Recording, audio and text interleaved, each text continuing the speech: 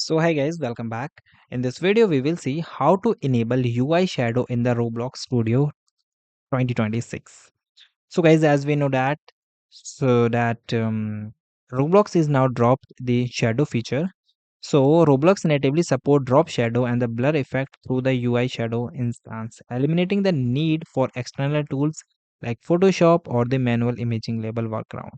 Okay, to enable this, first of all, this is the new feature. Maybe some of the user get this feature and maybe some of the user find this feature after some time.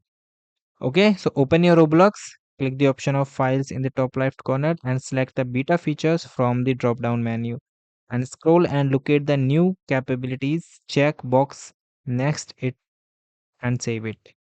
Okay. And another thing is, guys, if you want to take this, so guys, you can insert a UI shadow instance. Once the studio restart, you can add a native shadow directly to the standard GUI.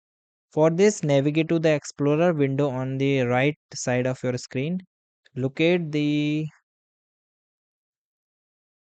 After that, guys, locate your Start GUI and open your custom screen GUI and select the frame, text box, or the image label you want to cast as shadow. Then click and insert icon next to the element. Then search for the selected UI to insert it as a child or that element, and that's it.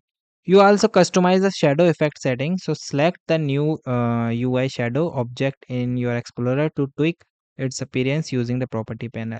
Ensure the balloon is checked true or the shadow render, and you increase the value of the often shadow or create a vibrant neon glow. Okay, so these are the things that you do. And guys, thank you and have a nice day.